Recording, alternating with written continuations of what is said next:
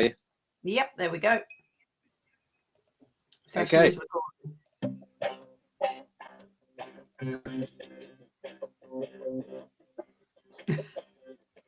We're losing your audio.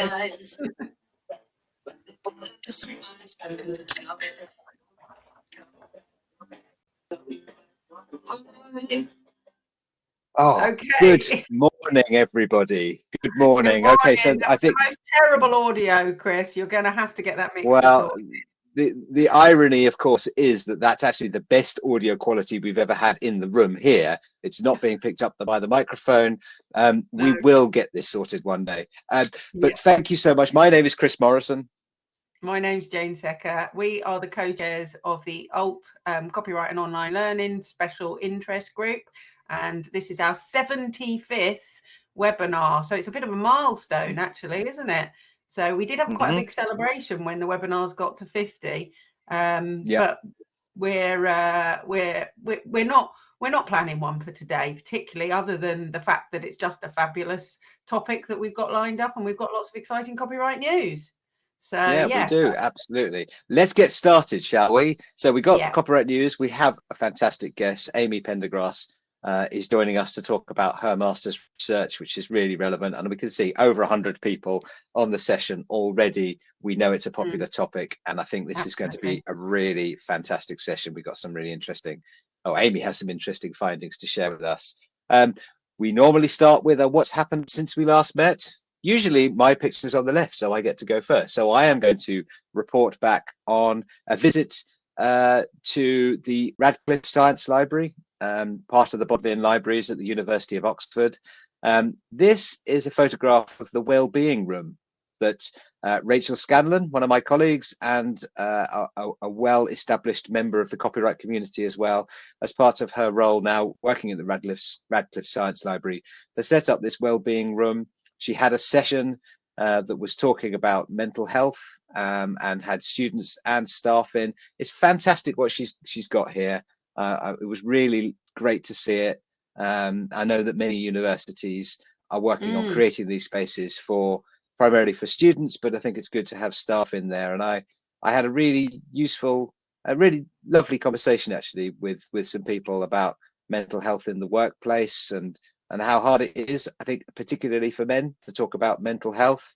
And yeah, it was just really great. So I just wanted to say that was a lovely experience. Thank you to Rachel for inviting me, and just to say, yeah, mental health is a tough thing. We should talk about it. We all have it, and it's good to try to factor that in and not just pay lip service to it, but really to try to put things in place to really help us.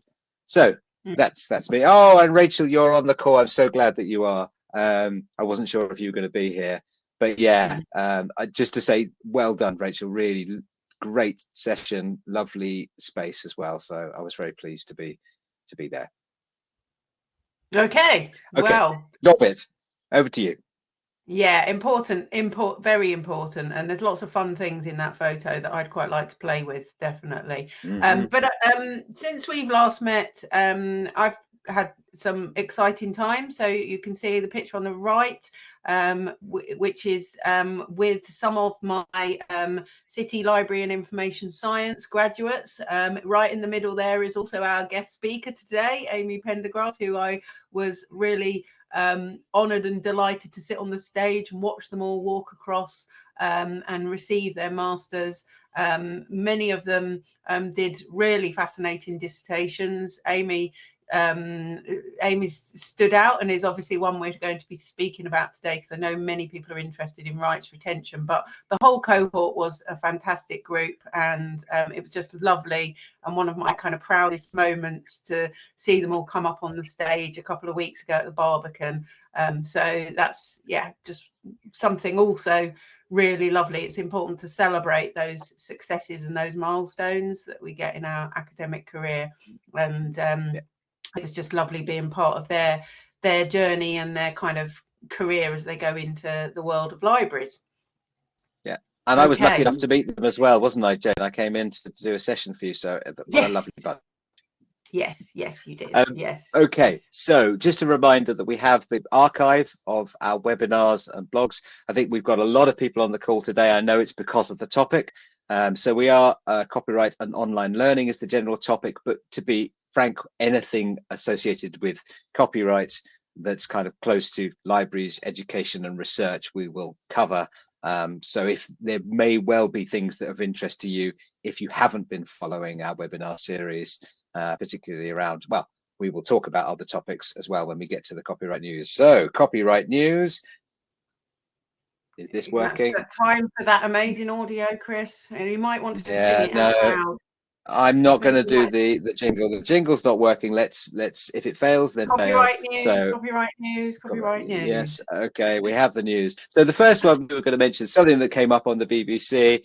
These things come up from time to time. A copyright infringement challenge. This is from the representatives of Julia Donaldson and Axel Scheffler, the creators of the Gruffalo. These are sculptures in Windermere, I think, in the forest, where they've said, actually, you haven't got the permission for that. It's sometimes useful to put these, I think, in your copyright education sessions, but also not to overly stress about these kind of things. People should be, I think it's general awareness if you're using characters, well-known characters from children's animations and TV shows and books, that you can't just use that without checking, particularly if you're making it as a sort of major part of the attraction of what you're doing. So thought you might be interested to see that. Yes. Absolutely. This is a session I'm doing next week. So I have been working as part of this European project called IP4OS, which means Intellectual Property for Open Science. And it's actually a really interesting project. I think something that I've been aware of for a long time is that open science, open scholarship, and management of IP through tech transfer, knowledge transfer, and innovation sometimes seem like they're operating at cross purposes. Sometimes feel like the people working in these areas are talking slightly different but the same language. And this is a European project that within research institutions across the EU, looking to find ways of bringing the two together, finding pathways through where intellectual property can be managed and not necessarily disclosed, but that openness happens at the right point at the right time. So I've said I'm on the advisory panel here, and I've agreed to do this session. I will be talking about some of the things that many people will have heard me talk about before: copyright literacy and playfulness, and how those can help deal with complicated topics. But I'm almost undoubtedly going to be talking about copyright and AI as the current challenge, where I think what we do here and what we do within our community is a helpful way of thinking about those. So Thursday next week, 12 p.m. UK time, 1 p.m. European time. If you want to register, then that'll be there. I don't know if it'll be recorded. I think it probably will be. I will check and see if I will check and find out. Jane, you talk about that while I check my emails. Yeah, okay. So another event, we've got quite a lot of things coming up in the next couple of weeks. But this event has just been shared on a list that was set up for people interested in the UK on controlled digital lending. So it's Kyle K. Courtney, our friend, who's director of copyright at Harvard University and one of the authors of the white paper on controlled digital lending. So he's going to be talking about reports of the death of CDL in light of the outcome of the Hachette and Internet Archive case, and actually what's going on in American libraries to sort of show that CDL is still alive and kicking, I guess. So that's something to think about joining if you're interested in CDL. We probably don't need to spend a lot of time talking about copyright and AI today, but it certainly is a topic that has been featuring quite heavily for many of us, I'm sure, in light of the upcoming deadline to submit to the government's consultation on copyright and AI. So it's just to let you know that we are still waiting for a briefing paper from LACA, the Libraries and Archives Copyright Alliance, who were speaking at our last webinar. As soon as we see something, we will circulate that on the list CoPySeek list. There's a lot in the media, particularly from people in the creative industries, writing about this consultation, and likely to be arguing something that might be a little bit different to what we'd like to see in the library as well. But I won't say too much more about it. Just obviously, you know, it's on the radar. Sconnell are also putting together a response from UK academic libraries. We're working on one from Universities UK as well. So yes, an ongoing live issue, and the deadline is the 26th of, or the 25th of February. No, it's 25th. 25th. Yeah, 25th. Yeah. Chris. Yes, so on the topic of AI, there is a LIBA webinar coming up on the 26th. That's probably why you had that date in mind. It is the day after the UK government consultation concludes, but it's still going to be useful. This is not the end of the story just because there's a deadline of a consultation response. It's really something I think that will be helpful for all of us to be up to speed with, and LIBA have been doing a lot of work on this for many years, so it's going to be a very useful session. And they've also got a session before that on the 19th of February on the EU Accessibility Act and Research Library, so that's going to be useful. Great. Yep.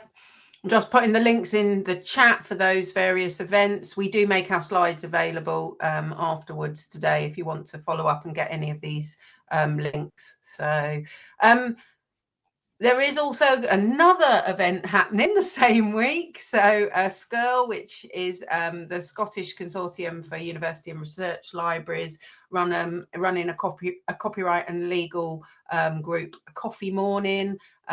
So that is open to others to come along. It's free, and that is taking place on the 25th, Tuesday the 25th. So I'm sure people will be talking about the consultation, but obviously the responses will have come in by then. Just to say, Fair Dealing Week is something that happens each year. It's a bit like Open Access Week, and we have been promoting this in the UK because it's an opportunity to celebrate the copyright exceptions that we have.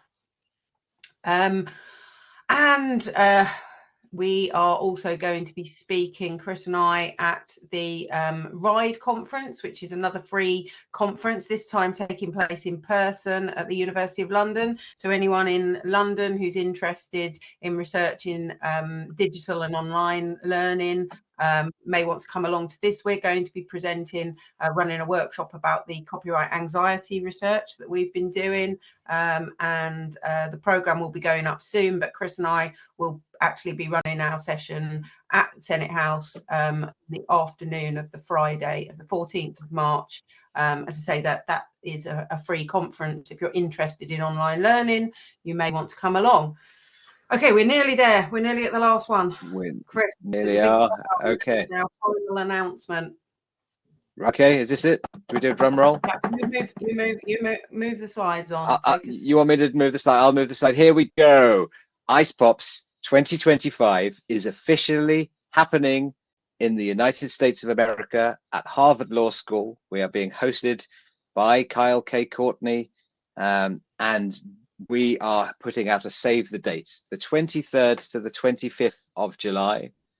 So anybody that is able to come, then we would absolutely love to see you there. We appreciate that it's going to be probably challenging for those based in the UK to make it there, but there are certainly things that we're working on to make it possible. But it may be, if you wanted to go to Boston or Cambridge, around that area or that part of the States, this could be something you'd want to incorporate into a holiday. Who knows? But certainly we are thinking this is a fantastic opportunity to link our community and what we've been doing here and understand what's been happening in North America. We have got, we're doing the work, as we mentioned, on copyright anxiety with Amanda Wakaruk in Canada.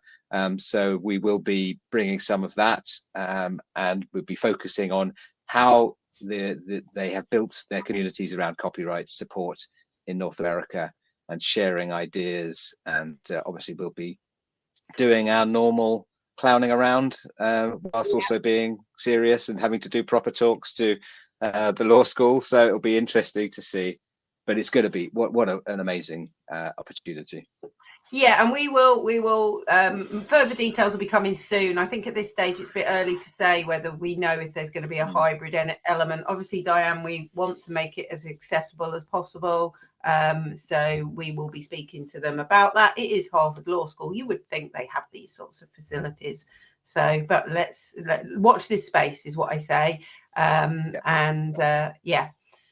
Okay, now I think without further ado, we should get on to the main act for today. We did have a lot of copyright news, and so we don't usually spend quite so long. I think we've gone over by about 3 minutes. So we do want to get to our main topic, which is the subject of rights retention policies and best practices. So I'm absolutely delighted that we can be joined by Amy Pendergrass, who was until very recently a master's student at City St George's, where she completed her master's in library and information science, got a distinction.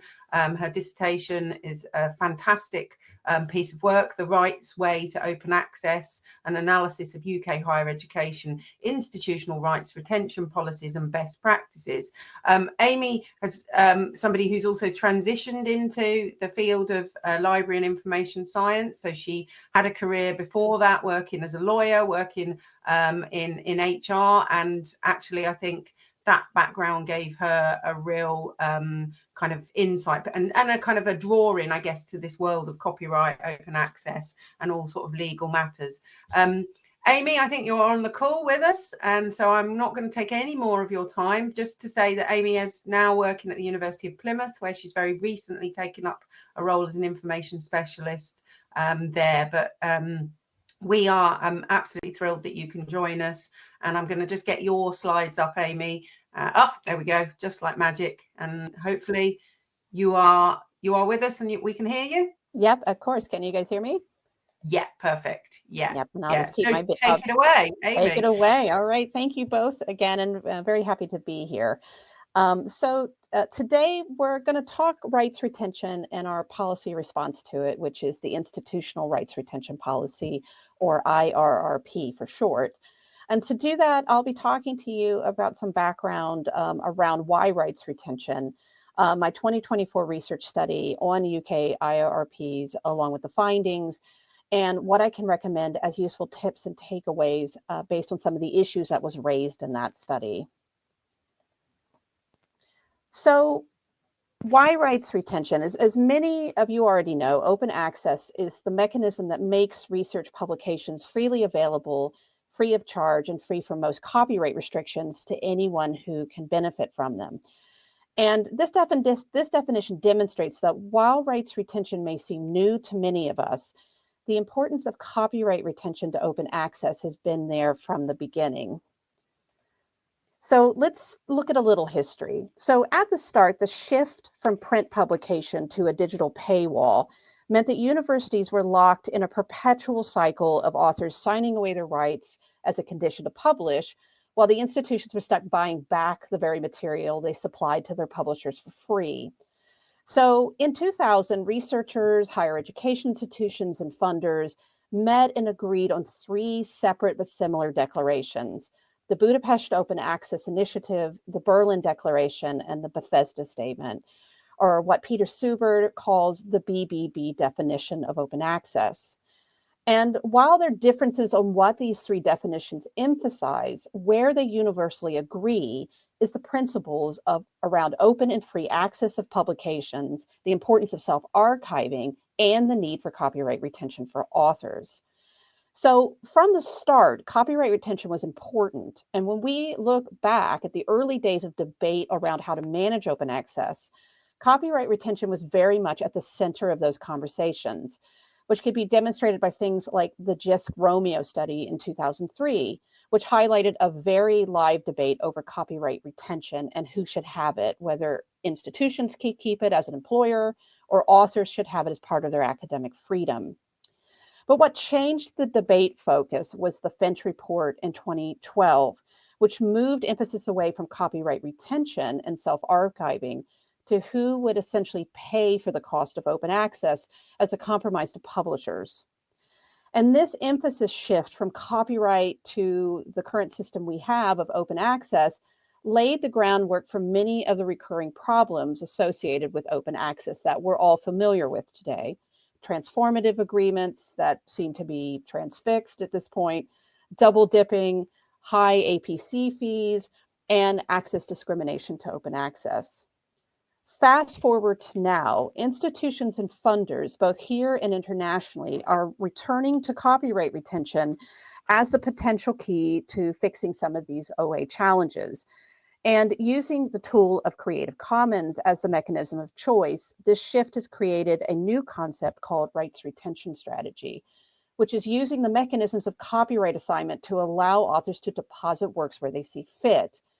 So this means that far from being new, rights retention is an updated take on the idea of copyright retention as a potentially important strategy in implementing open access. So understanding rights retention means we can understand whether it's the fix we need to address some of our current challenges. So to study rights retention, I chose to look at how practically we were using rights retention, and that's through the implementation of institutional policies here in the UK, or the IRRPs. The aim of my study was to understand what was the purpose or reasoning behind rights retention strategy. How should rights retention strategies work in achieving those purposes? What is or are the proposed problems that rights retention is attempting to address? And do these current policies align with this purpose and process in a clear, effective, and usable way? For my study, I chose to focus my review on UK higher education institutions as defined by Universities UK, and I used a list of policies that have been compiled by Stephen Eglin at Cambridge as of July 2024 as my sample. I looked at both the formal policies of the institutions, meaning those are the official IRRP policies, and any support documentation by open access and library teams to educate on these policies. I looked at only what I could obtain from the university's websites to emulate how staff or faculty would initially look for material. And my objectives were to understand and articulate the history of rights retention and its place in open access, which we've already discussed. And then through a literature review, I wanted to identify rights retention's purpose, the process to obtain rights retention, and the current challenges that rights retention is intending to address, or what I label clarity, usability, and effectiveness. And then turning to the documentation itself, I went through a content analysis to analyze the above policies through sampling to identify patterns and themes. And then finally, I drew conclusions based on those results to make some appropriate recommendations. So let's turn to the literature review first, which is what I use to define and form the themes for content analysis. So first, as we've already discussed, the original BBB definitions made clear that the principles of copyright retention and self-archiving were critical to the original ideas of open access. But the literature also revealed that there was an expectation that using rights retention, specifically Creative Commons assignment, could potentially circumvent publisher restrictions and create a legal protection for authors to retain their rights. And so based on this, I concluded that for an IRRP and support documentation to reflect that purpose, it must demonstrate these principles, or what I label as clarity. Second, when examining how an IRRP was to function efficiently, the literature universally agreed that an IRRP must require that authors make their work, which is typically the author's accepted manuscript, available immediately in an institutional repository, and that it must include the assignment of CC BY Creative Commons license to allow for full and open use and reuse. And this would then put the publisher on notice of the author's intention to retain copyright and comply with funder mandates.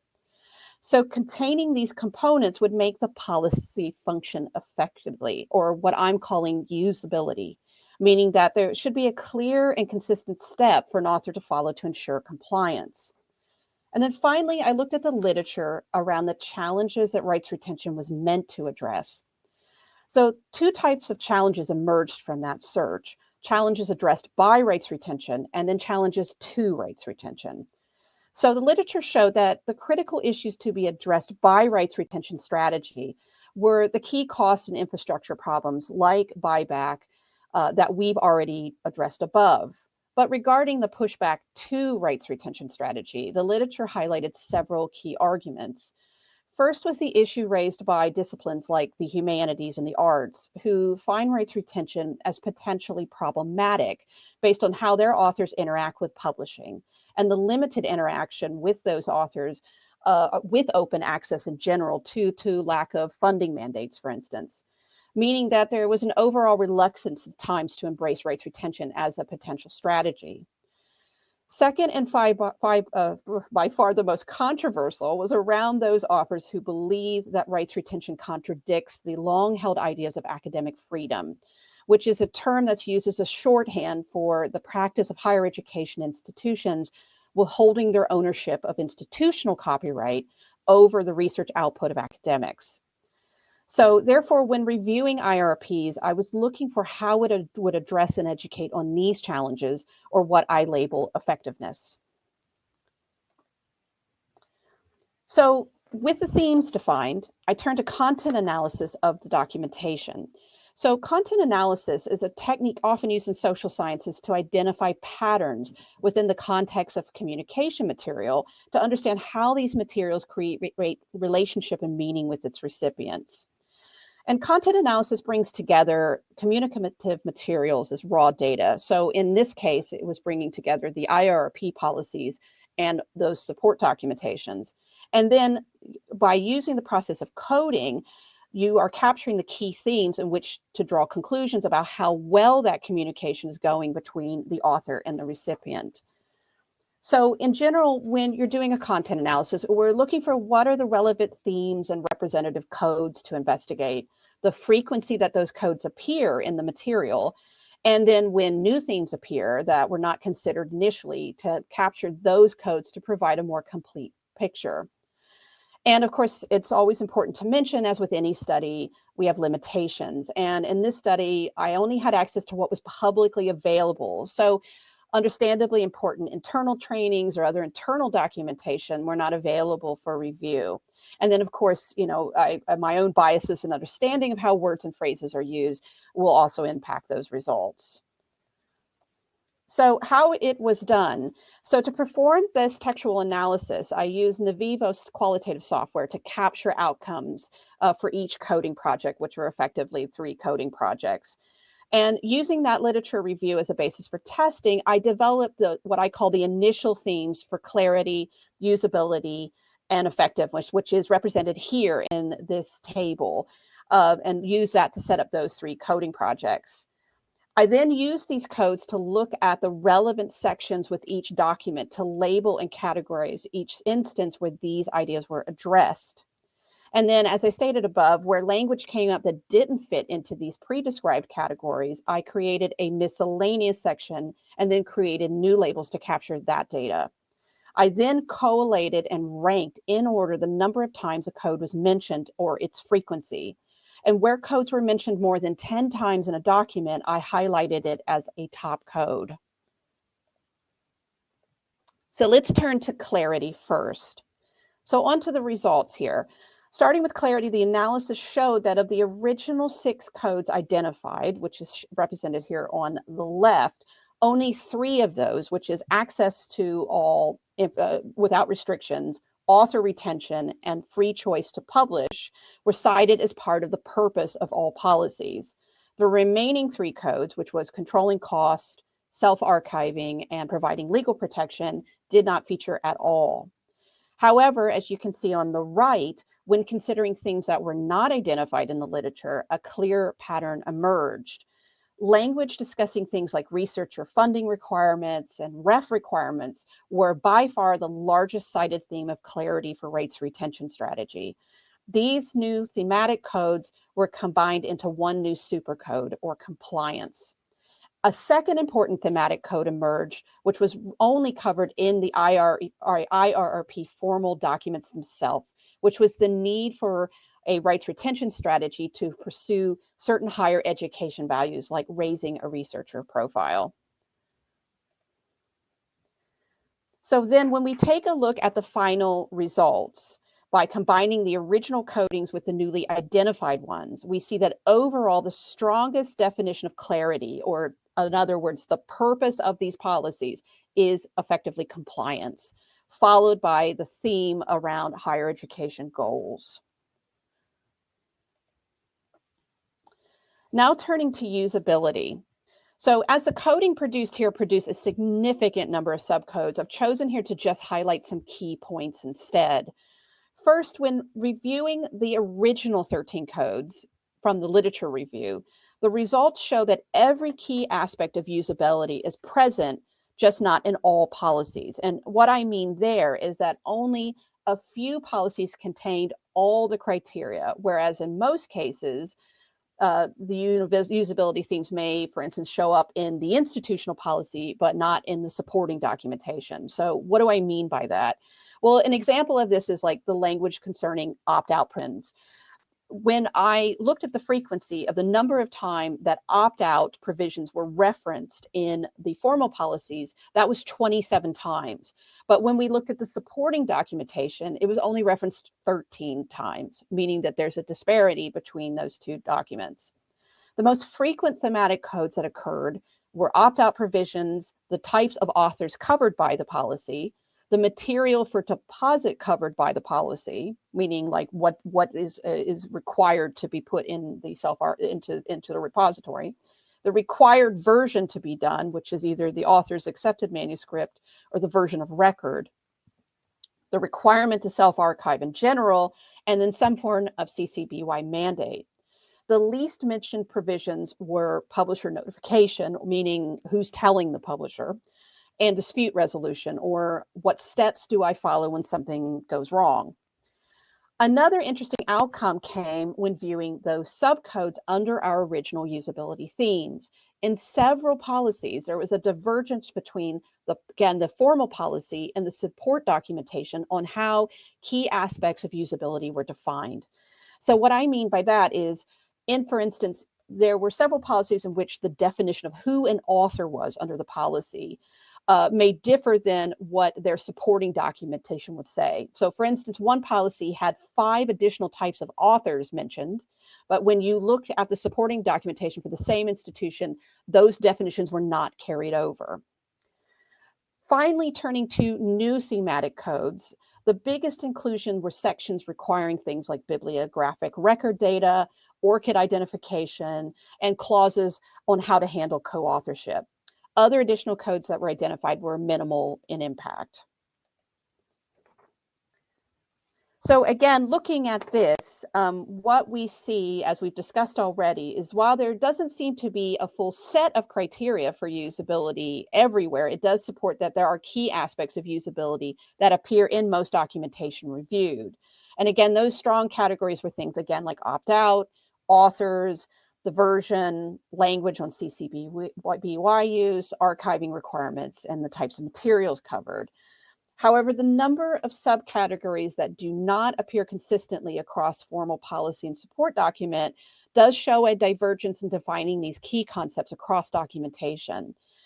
And finally, the inclusion of those additional compliance articles, such as co-authorship, data access, and ORCID identification provisions, again, support that importance of compliance as a key motivator for IRRP. So now finally turning to effectiveness. Most issues outlined in the literature review that I mentioned above, things like academic freedom, cost, different perspectives between the disciplines, were either not represented at all or they featured very limitedly.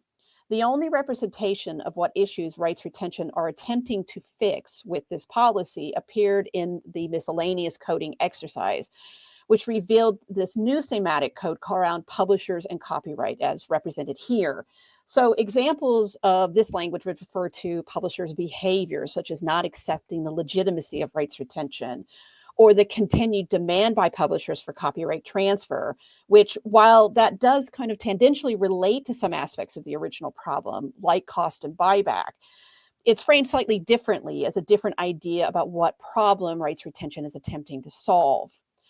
And as you'll note, while the numbers are high for academic freedom, what's interesting is that how academic freedom was referenced in these documents was limited, meaning that with some limited exception, they really weren't discussed. They were just more mentioned in passing.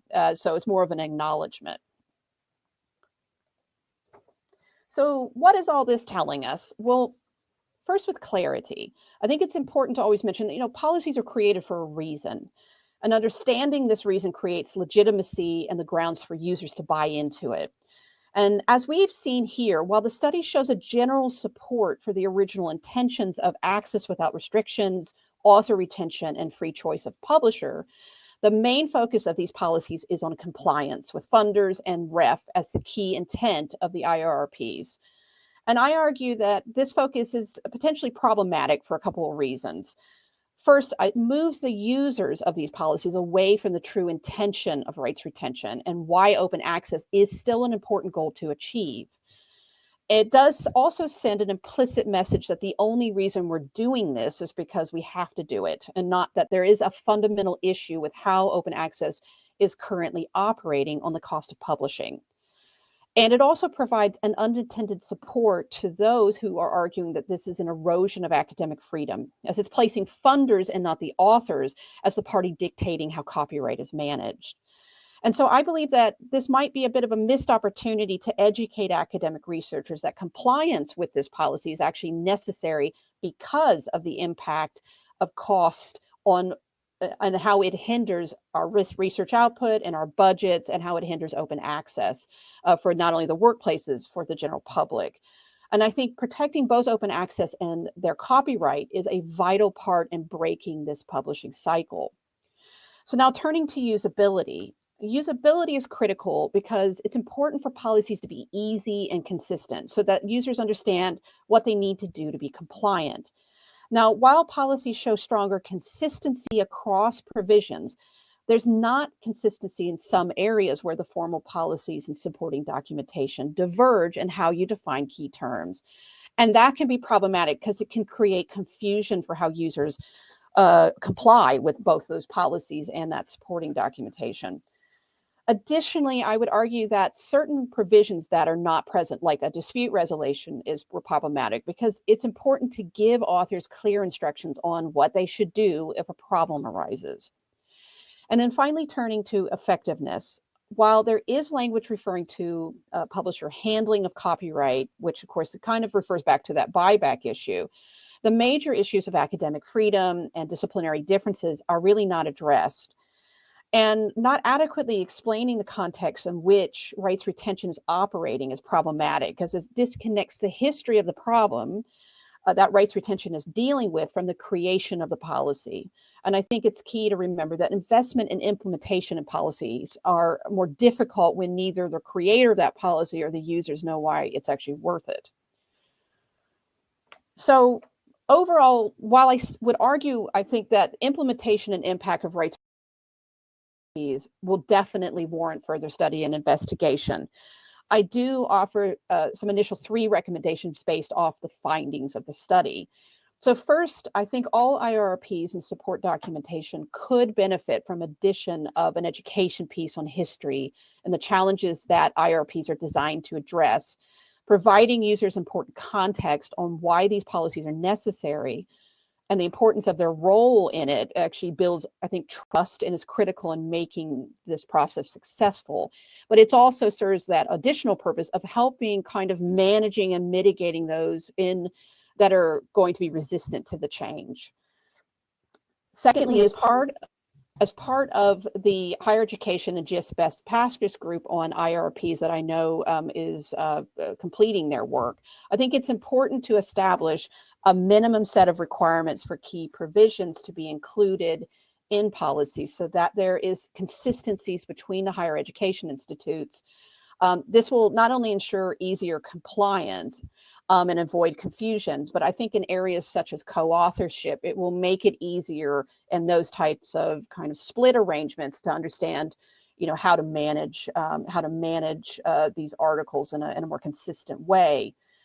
And then finally, it's important that higher education institutions internally review IRPs against support documentation to ensure that there is consistency and definitions and terminology used to avoid conflicts between the formal policy of the university and any guidance that's being put together to support it.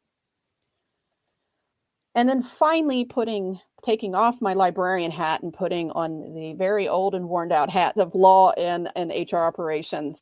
I've obviously spent about 20 years prior to coming into this discipline working through policy creation and change, managing enforcement and managing change, how to get these things through the door. And while this is obviously not a talk on all the intricacies of change management, let's talk about just a few key universal principles that's always good to know when you are putting in a new policy or trying to manage a policy through. The first thing is, remember, policy creation and management are about getting most, but not all people on the bus. Everybody's not going to be on board, full stop.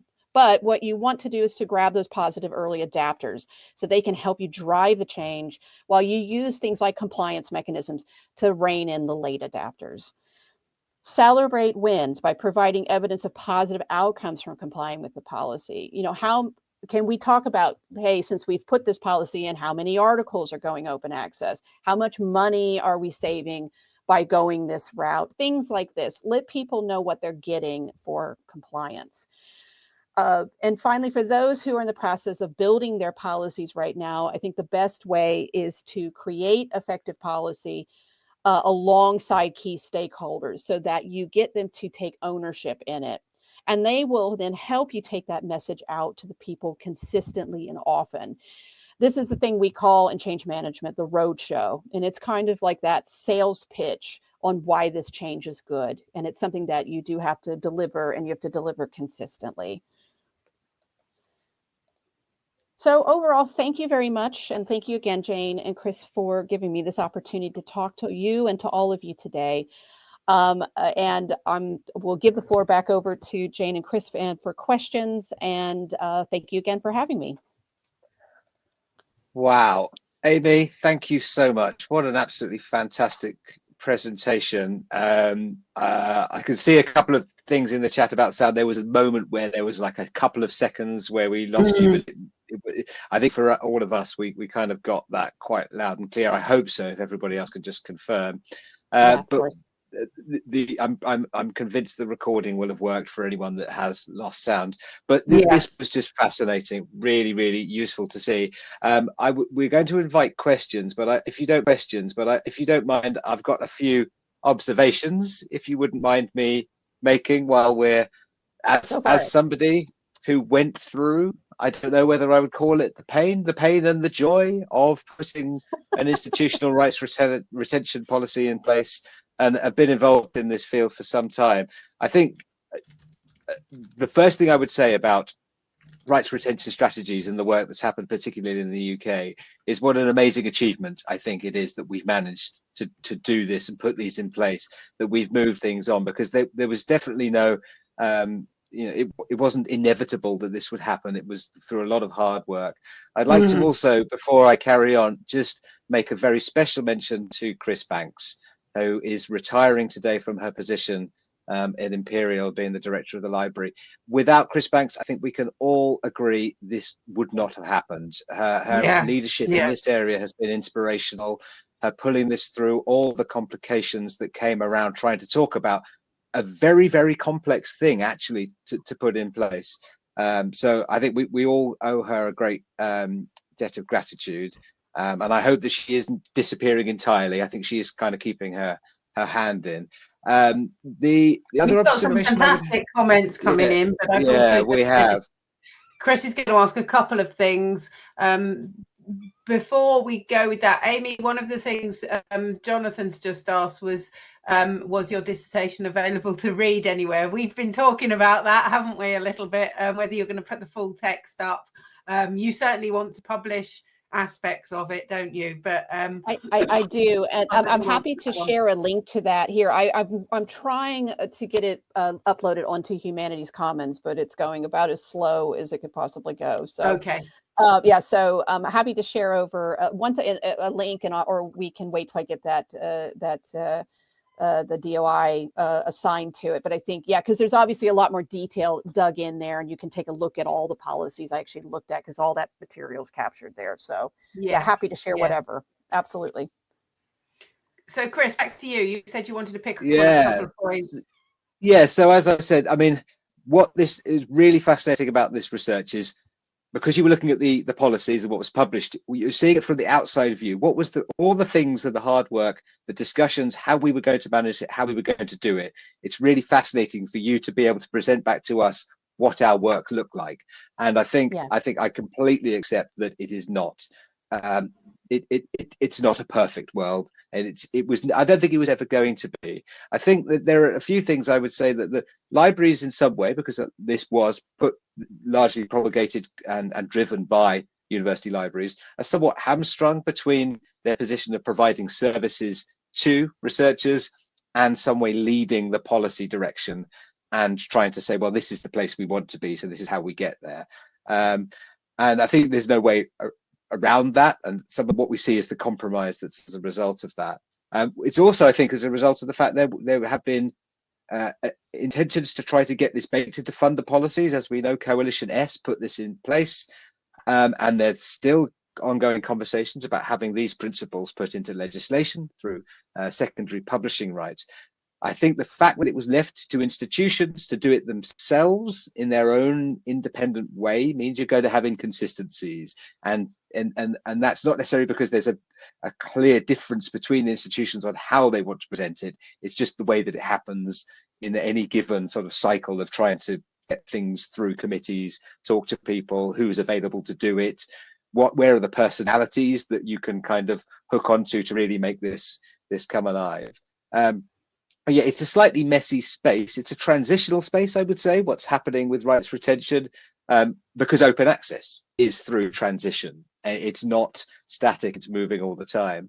And I think it would just be fascinating if we could align your research, you say further research is necessary. I think it really would be, hugely valuable to link your observations with how we then talk internally, and how we as a community and as a sector share those messages and try and streamline down to those sort of, what are the key things we want to say that we can kind of all agree on. So I think you're absolutely right that the history of this is really important to get across, but it is against the challenge every time we would come up with some comms that we would be said, can you make it simpler? Can you make it clearer? Can you boil down to the messages? And I think that is inevitably why you come down to compliance. Because if it's like, oh, it's a really good idea, it's a really complex space, we're all moving in this direction, but like, if you've got this, you have to do it. That's a pretty powerful message. We've got a couple of questions. We have some questions, and we've got a hand up. So can we go to Lucy? If you're able to unmute. Can you hear me okay? Yes, we can. Yes. Hello. I'll go quick. Thank you so much for the firstly to Chris and Jane for organising the session, and Amy. Wow, yes, absolutely fantastic presentation. It's really reminded, having been working in this area for about 12 years in libraries, it's really brought back to me the heart of where this all started from so clearly. And so my question really is about my main takeaway, which was that you've really reminded us that the policies around this are really about reframing all of this work as being academic led. It's for the purposes of retaining academics, right? And it's the academics that do the publishing and do the work. And so I wonder if you had any thoughts on, as a university that doesn't yet have a rights retention policy, we're so close to getting it over the line, but there's chances for us to make our tweaks and improve it as we go. Have you got any thoughts on just the title of the policy as that hook I know that some institutions have gone with open access publications policy, but we know that kind of academics through the Finch report, etc., they really like a gold open access approach. Or would a policy that's quite upfront and leads on the fact that it's a rights retention policy, might that help with pivoting and reframing the whole work back to, as I said, and as you alluded to at the start, being an academic-led and academic supportive movement? I mean, I think, and definitely welcome other people to jump in on that as well. I mean, my gut reaction to that, Lucy, would be to go with that rights retention led aspect of it. Okay. I think because we still have, open access policies that already exist within the institution that may be talking about other things. I think this is almost kind of a part of that process. And I think it's because it's highlighting that, kind of coming back to what Chris was talking about, that like finding that balance between, purpose and compliance. It is highlighting, no, this is a separate thing. You need to pay attention to it. And I think it's a good thing to kind of to talk about that idea of compliance for a second, to kind of hop off on what both of you are kind of talking about, which is one of the reasons that I think it's important for things like making sure that our language is consistent and making sure that we are carrying over kind of universal things across these support documentations and policies, is because we want to make it as easy and as simple for us to manage these things as they go along, so that people, when they touch point on the website or they pull your policy up, they're getting the same information, right? But we also want to make sure that we're sending a bit more of a blended message about the importance of doing this, but understanding that we do mean you have to do it. Because it's one of these things where we don't want to be 100%, because look, in institutions, there are what we call strict liability policies. These are things like thou shalt not steal money, thou shalt not set your desk on fire, stuff like that. And we don't really need to do anything besides say, look, you can't do that, right? But this is a little bit different. And I think that's where some of this history becomes useful. Yeah, I do agree with you, Chris. It's like anything. How do you take something that's really, really complicated like this and present it as clean as possible? But I think what you're talking about, Lucy, is interesting around that author's control. And one of the things that we didn't talk about in the presentation, but I have really got on my radar as something I would love to dig into, is this universe around academic freedom, because that conversation really plays a lot in how I think academics and authors look at this as well. I think that is another big area that I think would be useful in us understanding. Yeah, absolutely. And I think just one comment on language. One thing that's really interesting about this space, you have language that's used to convey big ideas, hearts and mind stuff. And then you have language as a legal tool that means something very, very specific and therefore is part of the mechanism. So if we're talking about assignment or licensing, but even the term rights retention. So rights retention, I think, is a more of an emotive thing to talk about how we want, it's related to academic freedom, but actually retaining rights in a copyright context means something slightly different. So I think in this space, we had these two things to balance. Here are the magic words that effectively notify publishers, but then here's the things that we want to, in order for our research communities to be part and leading this conversation. We've got some questions coming in. I see that Gwen has asked this question about what other OA models might better support arts and humanities scholarships. Have you had any thoughts? Did anything come up in your research? No, that's a really good question. And I have to say, in the articles that I read, it was more, they didn't really go into like, well, what would be a better substitute? They were kind of like, it was more about kind of framing some of the initial hesitation around it, which I think is also, I mean, that's an important thing to discuss, because I mean, historians are a great example. I mean, yeah, how they're interacting with open access is probably way more limited. They're not necessarily going in with huge funder mandates. How they deal with their material is different. I think nothing I could find was offered, at least in that initial review, that would be like, oh, here's a better way to manage it. I think where I kind of came away from it was thinking, that's a really interesting point, that I think when we talk about how we're putting the policies together and how we're thinking about who's even like kind of as part of that policy, or who's kind of subject to that policy, excuse me. I think that's a really important thing we need to consider. I know a couple policies, and I think Cambridge is one that sticks out in my mind in particular. They treated who their authors were very different than other universities. So they carved out some of these departments and didn't make them subject to it, for instance. At least that was their initial read on it. Now that may have changed. So there's some questions there. It's a really interesting question that I think, again, is part of that kind of ongoing conversation we need to have in this space, as Chris mentioned, because we do have Ref 2029 coming down the pike. There's a far greater emphasis now on everybody being in that bus. So I think some of those hesitations we do need to manage, and we do need to sit down with those authors and really get to the bottom of their heartburn with it. Can I go to the question Isabel put in the chat, which was about dispute resolution and whether that was a deliberate omission, that maybe university legal departments don't want or aren't willing to intervene in disputes between authors and publishers. I just wondered, given your background as well, Amy, I'm laughing. Yes, that is a deliberate thing.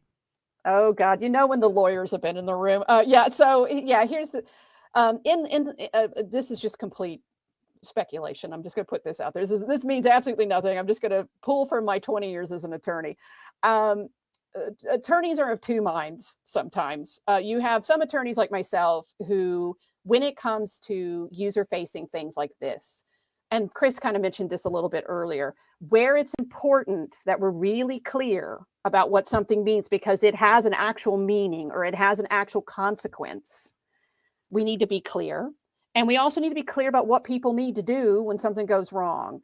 Not that we have to sit and like break down every single scenario of which it can go wrong, but kind of signposting people to where they need to go and who they need to talk to if, excuse my language, if all hell breaks loose. Some lawyers like to, as they say, keep their powder dry, and they don't want to be like, oh, we don't want to get into that mucky muck. But I think looking at this holistically, again, and putting my law hat back on, to me, it's far more important to signpost people because there's a lot of unknown. We still don't know how everybody's going to react. We still don't know how all these situations are going to play out. And I think even just from the purpose of making sure that we're gathering all that information in one place and that the right people know about it alone, I think makes having dispute resolution things, clauses important there. They don't need to be complex. It's more about saying to people, look, if something goes wrong as an author, please come speak to X and Y, and we will take it from here. Yeah, take it, because that's, not in your wheelhouse, basically. Yeah. Amy, I have just one question as part of the wrap up, and I think probably everybody else will share the sentiment. Please, can you carry on working in this space? Please, can we come back to this and have your insights and abilities? Because I think this is one of the most useful and interesting conversations we've had about rights retention for a while. So much of it's been about how do we do it? How do we implement it? A little bit of reflection where we've got to so far, a regrouping. This is not the end of the process, so we've got a lot of work to do. So, and I don't know, Amy, if you're happy to share your email address if people are interested in following up. I don't want to put you on the spot, but if you are, maybe pop that in the chat because there's been a lot of people here who I suspect are going to want to know. But what we will do is try to get a blog post and some information out where your dissertation can be read as a follow-up from today. We'll probably get the recording up sometime next week, so hopefully you might have that DOI by then.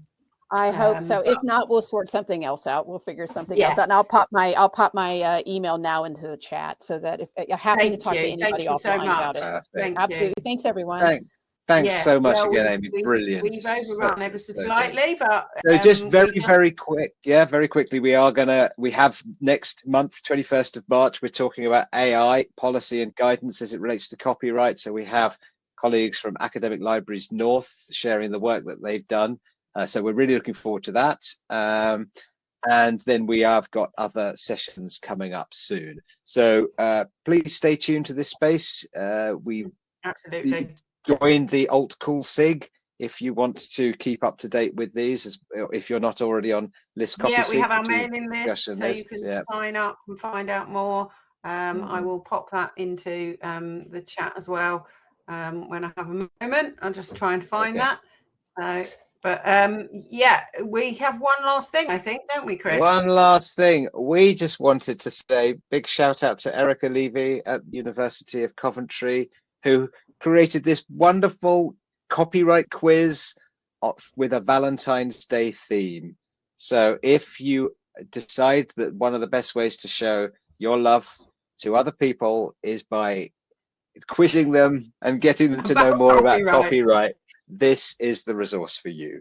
So well done, Erica. Thanks for sharing it. She put it out on List CoOLSIG, but I just wanted to make sure we knew we'd have a few more people coming today from outside of that community. So yeah, there we go. Absolutely. Have you got the link to that? Share the love. We can put the little heart emojis here in Blackboard Collaborate. It's not the greatest platform, but it does do some nice emojis, doesn't it? Have we actually shared? We haven't shared the link to the resource yet, have we? Oh, sorry. I was just come on, get with the program. I've got a kitten jumping around on the desk. If anyone wondered why I was ever so slightly distracted at that point, she's decided. Erica's on the call and she's got the link in there. There you go. Thank you, Erica. Yeah. Lovely to have that. I thought that was the nice image to use for the screenshot. All right then. Thank you so much, everybody. Thank you, and Amy. That was fantastic. Looking forward to seeing you all again soon. And look after yourselves on Valentine's Day. Yeah. Yeah. Bye, everyone.